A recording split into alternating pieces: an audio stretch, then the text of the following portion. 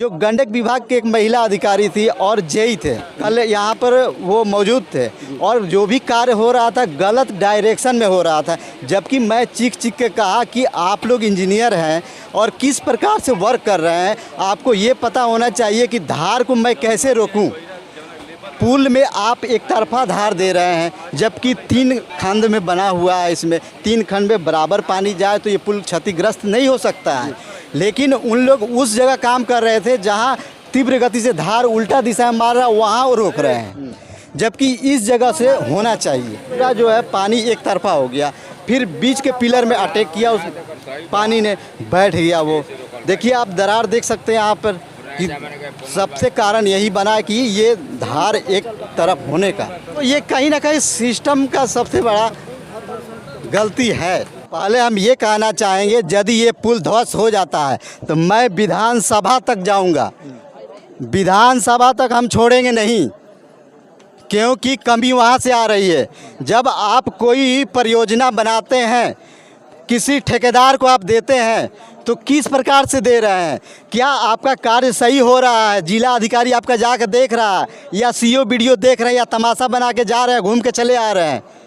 ये तो सबसे पहले बात होता है। लेकिन हमारा ये धरोहर है पूर्वजों का, यदि ये ध्वस्त होता है तो मैं चुप नहीं रहूँगा। मैं ये पूरे सिस्टम को बताना चाहता हूँ। यहाँ से खोखोर दिया, उधर से खोखोर दिया, तो होगा क्या? धार मारेगा, पानी अड़ाएगा। पुल को ध्वस्त करने के लिए काम हुआ है। जो ठेकेदार है ना, उसको लगता है कि पुल उसी को मिलेगा। हमारा मन का ही जिन बाबा का आशीर्वाद कहता है, ये पुल का ठेकेदारी उसी को मिलेगा जो नहर झरवाया है। तो पुलों में कमाई होगा। बड़ी मछली छोटी मछली को खाती है। मैं क्या बोलता हूँ समझिएगा, सारा सरी ठेकेदार का दोष है, दूसरा किसी को नहीं। वो पुल को ध्वस्त करने के लिए सारा पुल को ध्वस्त कर दिया है। ये सारा सरी ठेकेदार का दोष है जो नहर झरवा रहा है। ये जानबूझ के किया जा रहा है। जानबूझ के किया है लोग। अच्छा, इससे क्या मिलेगा उन्हें? सरासरी सरकार की पैसा लूटने के लिए उपाय लगा है। अच्छा, यानी पुल को गिरा कर और फिर जब बनवाया जाएगा तो पैसा मिलेगा। बस मिलेगा पैसा, करोड़ों में लाख पास होगा, अरबों में होगा, खरबों में होगा, ज़्यादा होगी, कमाई होगी। इसमें कमाई, पुल नहीं बनाइएगा तो कमाई क्या? कमीशन मिलता है। अच्छा, अभी जिस तरह से कार्य किया जा रहा है वैसे में क्या आपको लगता है पुल बच जाएगा? ये यदि सही डायरेक्शन में अभी भी कार्य हो, यहाँ के जो भी इंजीनियर आए यदि अच्छे तरह से पढ़ लिख के आए हों, कहीं घूस न दिए हों, तो वाकई में ये सही हो जाएगा। वाकई में ये सही हो जाएगा। बिल्कुल गलत डायरेक्शन में काम हो रहा है। आप थोड़ा सा कैमरा वहाँ दिखाइए, जिस जगह धार मार रहा है उस जगह में आप जो है बोरे को वहाँ नहीं रख रहे हैं, या सपोर्ट नहीं दे रहे हैं कि पिलर बचे। आप उल्टा डायरेक्शन में जो है कि वहाँ बांध बना रहे हैं। उस बांध बनाने से क्या पानी का रुख आप बदल सकते हैं? कभी नहीं बदल सकते हैं। आपको बचाना है पिलर, तो पहले पिलर को सेव करेंगे या पानी को रोकेंगे? यदि पानी आप रोक सकते हैं तो पूरा रोक लीजिए, पूरा रोक करके इसके निर्माण कीजिए। पुल गिरने से आप लोग को तो दिक्कत भी होती है। नुकसान है, थोड़ा सा दिक्कत है। मेरा खाना भोजन नहीं मिलेगा, तौर तरकारी बौर बाजार, चावल दाल सब्जी, दूध मेरा बंद है। मैं और क्या बोलूँ साहब, ये सब गरीबों को मारा जा रहा है, दूसरा कुछ नहीं। मैं यही कहूँगा, मेरे बाजार को, मेरे गांव को, जवार को ख़त्म कर दिया लोग। सारे देश का 100 गांव का गावागमन ठप है सब। इंजीनियर को कहाँ तक देखते हैं आप बिहार के? तमाम लोग जो कहते हैं, आम जनमस कहता है कि घूस देकर के पास होके आके यहाँ बैठ गया, तो कहीं ना कहीं ये दृश्य दर्शा रहा है कि वाकई में ये लोग जो है घूस देकर के बैठे हैं, क्योंकि उनको इंजीनियरिंग का कखा का पता नहीं है। जब वो इंजीनियरिंग का कखा का जानते तो इस प्रकार जो हमारे बिहार राज्य में गलत नहीं होता, तमाम पुल नहीं धंसता। जो बिहार में लगातार पुल जो हैं ध्वस्त होते जा रहे हैं। आपने देखा होगा लगातार न्यूज़ टीवी सीमा की टीम कई जगहों से आपको ग्राउंड रिपोर्टिंग दिखाई है, जहां आपने देखा होगा कि एक के बाद एक पुल जो है ध्वस्त होते जा रहे हैं। मैंने आपको कई सारी वीडियो ऐसी दिखाई है जहां आपने लाइव देखा होगा कि लगातार धीरे धीरे पुल के पिलर जो है खिसक जाता है और पुल भर भरा कर गिर जाता है। अगर हम सिवान जिले की बात करें तो सिवान जिले में जो है अभी तक 3 से 4 पुल ऐसे हैं जो पूरी तरीके से ध्वस्त हो चुके हैं। अब बारी है अगले पुल की। आप सकते हैं कि अभी हम बाबा बाजार पहुंचे हैं और इस बाबा बाजार पर एक पुल है, काफ़ी पुराना पुल है।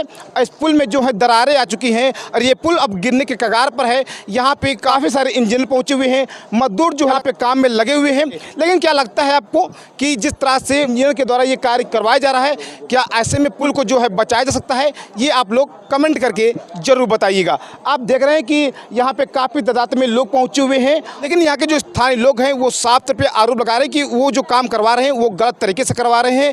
वो अगर सही से करवाते हैं तो शायद इस पुल को बचाया जा सकता है। सीवान जिले में जो है अभी तक 3 से 4 पुल ध्वस्त हो चुके हैं। अगर हम छपरा की बात करें तो छपरा में 2 दिन में लगातार 2 पुल जो है ध्वस्त हो चुके हैं। अब बारी है बाबा बाजार की पुल की। यहाँ पे आप देख रहे हैं कि दरारें आ चुकी हैं। पुल कब भस जाए, कब भरभरा कर गिर जाए, गारंटी नहीं है इसकी। आप देख सकते हैं कि मिट्टी कटाव का कार्य यहाँ पे किया गया है, यानी नहर की सफाई की गई है। मिट्टी को काट कर जो है नहर के साइड में डाला गया है और ऐसे में पुल का जो पिलर है वो लगातार कमज़ोर होते गया और पुल के पिलर कमज़ोर होने से ही पुल जो है लगातार ध्वस्त होते गए हैं। अब बाबा बाजार की पुल की बारी है। यहाँ पे जो है बांस बल्ली से इस पुल को घेर दिया गया है ताकि कोई व्यक्ति इधर से उधर जा ना पाए, क्योंकि ये पुल कब गिर जाए ये किसी को पता नहीं। ये पुल आप देखिए किस तरह से बीच में दरार आ गया है। अब ये पुल जो है लगातार कमज़ोर होते जा रहा है। पानी का जो बहाव है, रफ्तार जो है वो आप देखिए, पानी का जो बहाव है, जहाँ पे मजदूर कार्य करें वहाँ देखिए तेज़ रफ्तार से पानी जो है बह रहा है। यहाँ पे इंजीनियर जो है लगे हैं लगातार। अब देखना ये बाकी होगा कि किस तरह से इंजीनियर के द्वारा यहाँ पे कार्य किया जा रहा है। क्या ऐसे में ये पुल को बचाया जा सकता है, ये तो आने वाला वक्त ही बताएगा। तो आइए देना करते हैं, सीधे चलते हैं यहाँ के कुछ स्थानीय लोग जो हैं उन लोगों से बात करते हैं, उनसे जानते हैं जो इंजीनियर काम करवा रहे हैं क्या वो सही ढंग से काम करवा रहे हैं, क्या उन्हें लगता है कि ये पुल बच सकता है। तो कई सारे सवाल हैं और सभी सवालों के जवाब जानने के लिए इन लोगों से हम बात करने का प्रयास करेंगे। आप देखते हैं कि एक भाई जी मौजूद हैं, इनसे बात कर लेते हैं, जानते हैं कि आखिर जिस तरह से आज बाबा बाजार पर ये पुल जो है गिरने के कगार पर है, यहाँ पे इंजीनियर पहुंचे हैं, क्या सही ढंग से वो काम करवा रहे हैं, क्या इन्हें लगता है कि ये पुल बच सकता है, जिस तरह से यहाँ पे कार्य किया जा रहा है उस हिसाब से पुल बच सकता है। तो कई सारे सवाल हैं, सभी सवालों के जवाब जानने के लिए आइए देना सीधे लेकर चलते हैं, बात करने का प्रयास करते हैं। क्या नाम पड़ेगा आपका? रमेश कुमार सिंह।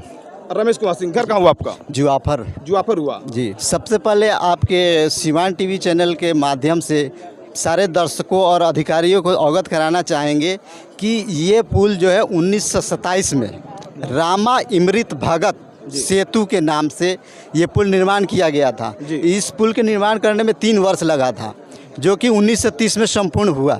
इसमें तमाम गांव क्षेत्र के लोगों का सहयोग रहा है। ये एक तरह से मानिए हमारे पुरखों की धरोहर है जी। तो हम लोग तमाम प्रयास कर रहे थे और ग्रामीण लोग भी प्रयास किए इस पे कि इसको सही ढंग से मतलब हम लोग रोक पाएँ जी। लेकिन कुछ हमारे ग्रामीण लोगों के साथ आपके सोशल मीडिया आकर के जो लोग बातचीत किए तो उस पे वीडियो वायरल हुआ। जब वीडियो वायरल हुआ कि यहाँ ग्रामीण सब मिल कर के सहयोग से ये काम कर रहे हैं, पुल को बचाने का कार्य कर रहे हैं, तो पूरा सिस्टम हिल गया जी। सीवान क्षेत्र के सारे अधिकारियों चौकन्न हो गए, जागरूक हो गए, फिर पहुँचे यहाँ पे। पहले तो तमाम अधिकारी आते थे, आकर देख कर चले जाते थे, लेकिन जैसे वीडियो आपके सोशल मीडिया से माध्यम से जो है वायरल हुआ, उस पर तुरंत एक्शन में आए। एक्शन में आने के बाद जो गंडक विभाग के एक महिला अधिकारी थी और जेई थे, मोहम्मद मसीद ऐसे कुछ नाम था उनका, कल यहाँ पर वो मौजूद थे और जो भी कार्य हो रहा था गलत डायरेक्शन में हो रहा था। जबकि मैं चीख के कहा कि आप लोग इंजीनियर हैं और किस प्रकार से वर्क कर रहे हैं, आपको ये पता होना चाहिए कि धार को मैं कैसे रोकूं। पुल में आप एक तरफा धार दे रहे हैं, जबकि 3 खंड में बना हुआ है। इसमें 3 खंड में बराबर पानी जाए तो ये पुल क्षतिग्रस्त नहीं हो सकता है। लेकिन उन लोग उस जगह काम कर रहे थे जहां तीव्र गति से धार उल्टा दिशा में मार रहा, वहां रोक रहे हैं, जबकि इस जगह से होना चाहिए। और करीब 2-3 बजे के बाद शाम को भी सीओ और बीडीओ साहब आए, यहाँ आकर के वो भी मौजूद रहे 10:30 बजे रात तक खड़े होकर करवाएं। लेकिन जो धार कल उस दिशा में जा रही थी, आपको पश्चिम दिशा में डायरेक्शन था, वो ऊंचा करने के बाद उधर से डायरेक्शन बीच में आ गया, जो बीच में आने के कारण पूरा जो है पानी एक तरफा हो गया। फिर बीच के पिलर में अटैक किया, उस पानी ने बैठ गया। वो देखिए आप दरार देख सकते हैं यहाँ पर कि सबसे कारण यही बना कि ये धार एक तरफ होने का। और रही बात यहाँ आम जनमानस का, आम जनमानस तमाशा देख रहे हैं। सपोर्ट तो कुछ कर भी रहे, तमाम लोग तमाशा भी देख रहे हैं। मैंने डीएम साहब को आज कॉल किया, कहें तो आपको मोबाइल से दिखाएं, कम से कम 10 कॉल किया, लेकिन डीएम साहब की तरफ से एक भी जवाब रिटर्न में नहीं आया कि हाँ कौन व्यक्ति कॉल कर रहा है, नहीं कर रहा। गैर जिम्मेदार की तरह उन्होंने अपने मोबाइल को जो देखने का प्रयास ही नहीं किया, जैसे महसूस हो रहा हमें। उनको एक बार उठाना चाहिए, बैक कॉल करना चाहिए कि आप एक जिले का मालिक हैं, मालिक होने के नाते उनको यहाँ आ करके देखना चाहिए कि हमारे क्षेत्र में क्या हो रहा है, हमारा प्रशासन या अधिकारी किस प्रकार से कार्य कर रहा है। यदि हम इस बात को कहते हैं, फ़ोन पे या बात करते हैं, तो जवाब शायद ये आए कि मैं केवल एक ही जगह नहीं देख सकता, सब जगह देखूंगा। तमाम अधिकारियों का यही सवाल उठता है, जनता भी जानती है इस बात को। तो ये कहीं ना कहीं सिस्टम का सबसे बड़ा गलती है। गंडक परियोजना जब लागू हुआ इस पे कि इसको 10 फीट गड्ढा या 19 फीट जो कुछ भी गहराई और चौड़ाई जो सीमित किया गया, उसके पहले उनको ये ध्यान देना चाहिए कि जितने ब्रिज बने हैं आपके सिवान जिला में, जो भी गंडक नदी जुड़ रहा है जिस पुल से, उसको पहले उसका नींव जो है अंदर में जो मेन पिलर बना है उसको देखते हुए कार्य करना चाहिए। लेकिन ये हुआ नहीं। ये बहुत बड़ा कमी है सिस्टम का, जो कि इस प्रकार के काम करने से आज बिहार पूरे भारत देश में बदनाम है। बिहार जो है पूरे भारत देश में बदनाम है कि यहाँ के सिस्टम गलत कार्य करती है, क्योंकि मानवता उनका मर चुका है। यदि थोड़ा भी किसी भी अधिकारी के अंदर मानवता हो तो वो सक्रिय हो जाए, मानवता के साथ काम करे, हमारा ये कहना है। पहले हम ये कहना चाहेंगे, यदि ये पुल ध्वस्त हो जाता है तो मैं विधानसभा तक जाऊंगा, विधानसभा तक हम छोड़ेंगे नहीं, क्योंकि कमी वहाँ से आ रही है। जब आप कोई परियोजना बनाते हैं, किसी ठेकेदार को आप देते हैं, तो किस प्रकार से दे रहे हैं, क्या आपका कार्य सही हो रहा है, जिला अधिकारी आपका जाकर देख रहा है, या सीओ वीडियो देख रहे हैं, या तमाशा बना के जा रहे हैं, घूम के चले आ रहे हैं। ये तो सबसे पहले बात होता है। लेकिन हमारा ये धरोहर है पूर्वजों का, यदि ये ध्वस्त होता है तो मैं चुप नहीं रहूँगा। मैं ये पूरे सिस्टम को बताना चाहता हूँ। अच्छा, अभी जिस तरह से कार्य किया जा रहा है वैसे में क्या आपको लगता है पुल बच जाएगा ये? यदि सही डायरेक्शन में अभी भी कार्य हो, यहाँ के जो भी इंजीनियर आए यदि अच्छे तरह से पढ़ लिख के आए हों, कहीं घूस न दिए हों, तो वाकई में सही हो जाएगा, वाकई में ये सही हो जाएगा। आप थोड़ा सा कैमरा वहाँ दिखाइए, जिस जगह धार मार रहा है उस जगह में आप जो है बोरे को वहाँ नहीं रख रहे हैं या सपोर्ट नहीं दे रहे हैं कि पिलर बचे, आप उल्टा डायरेक्शन में जो है कि वहाँ बांध बना रहे हैं। उस बांध बनाने से क्या पानी का रुख आप बदल सकते हैं? कभी नहीं बदल सकते हैं। आपको बचाना है पिलर, तो पहले पिलर को सेव करेंगे या पानी को रोकेंगे? यदि पानी आप रोक सकते हैं तो पूरा रोक लीजिए। पिलर को ध्यान में रखते हुए पिलर को सपोर्ट देना चाहिए, ताकि तेज़ रफ्तार पानी से वो टूटे नहीं, उसके ऊपर में धक्का लगे नहीं। ये सबसे बड़ी बात है। जबकि यहाँ इंजीनियर मौजूद हैं, शायद हमारे इस बातों से तमाम अधिकारी और सिस्टम को दुख भी लगेगा, उनको चोट लगेगा, लेकिन हमारे आवाज़ को यदि उच्च अधिकारी सब सुन रहे हैं तो अपने एक बार इस दिल से मानवता से बात करें तो हमारे बात में कड़वी सच है, बिल्कुल कड़वी सच है। अब तक यहाँ पे हमारा प्रशासन जो है, यहाँ पे भगवानपुर हाट थाना क्षेत्र कोई मौजूद नहीं था। शायद एक दो वो यहाँ पे मौजूद थे, डबदार हों या जो कुछ भी हो, चौकीदार हों, कल थे। लेकिन जब यहाँ अपने आप को सीओ साहब और बीडीओ साहब आम जनमानस के बीच में मतलब असुरक्षित महसूस किए, तो हमने उनको एक मानवता के साथ कहा कि क्या आपको नहीं लगता है कि यहाँ पर कुछ मतलब कांस्टेबल या प्रशासन होना चाहिए आपके साथ? तो उन्होंने कहा आप एक बार एसडीओ साहब से बात कर लीजिए। मैंने कहा हमारे पास नंबर नहीं है। तो बोले कि ठीक है लीजिए नंबर। हमने कॉल लगाया, एक से नहीं तीसरे बार में एसडीओ साहब का कॉल लग गया, उन्होंने उठाया और मैंने अवगत कराया, तो उन्होंने तत्काल 10 मिनट के अंदर में यहाँ पर पूरी मतलब फोर्स भेज दिया। 8 से 7-8 आदमी यहाँ पर मतलब मौजूद हो गए तुरंत। तो आज देखिए सुबह से और रात से जो है यहाँ पर प्रशासन मौजूद है और पुल को जो चारों तरफ से बंद कर दिया गया है, कोई आवागमन नहीं है, यातायात पूरे ठप है। यहाँ पे लोग परेशान हो रहे हैं, ग्रामीण इस पार से उस पार जाने के लिए यहाँ से 3-4 किलोमीटर घूमकर आ जा रहे हैं। उनको ये लग रहा है अब कि ये समस्या बहुत बड़ी है, यदि ये ध्वस्त हो जाता है तो हम आम जनमानसों को बहुत समस्या होगा।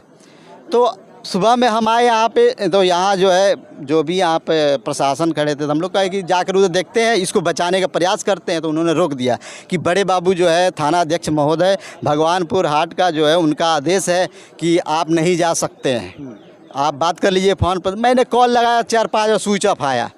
ये सिस्टम है हमारे बिहार का। CUG नंबर किस लिए स्विच ऑफ करने के लिए दिया जाता है क्या? CUG नंबर 24 आवर्स जो है आम जनमस को साधन होता है कि कहीं भी कुछ हुआ तो बता दिया है ना। इस बात को अंतिम सवाल आपसे रहेगा, ये बताइए कि जिस तरह से लगातार पुल जो हैं गिर रहे हैं, इसका जिम्मेदार कौन है?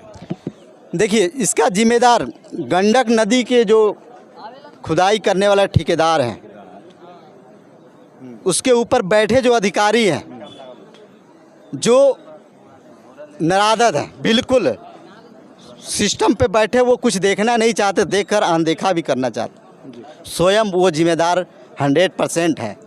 इंजीनियर को कहाँ तक देखते हैं आप बिहार के? इंजीनियर के बिहार देखिए, अब तमाम लोग जो कहते हैं, आम जनमस कहता है कि घूस देकर के पास होके आके यहाँ बैठ गया, तो कहीं ना कहीं ये दृश्य दर्शा रहा है कि वाकई में ये लोग जो है घूस देकर के बैठे हैं, क्योंकि उनको इंजीनियरिंग का कखा का पता नहीं है।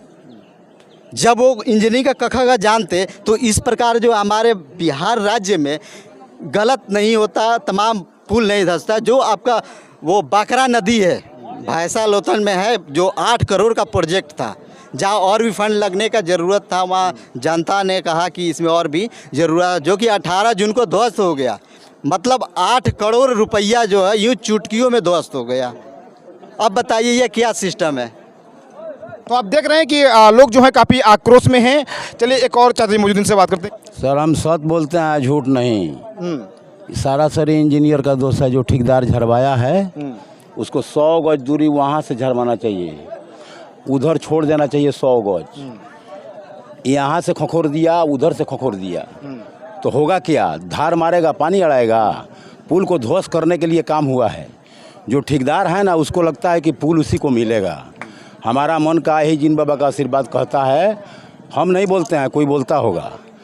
ये पुल का ठेकेदारी उसी को मिलेगा जो नहर झरवाया है। तो पुलों में कमाई होगा।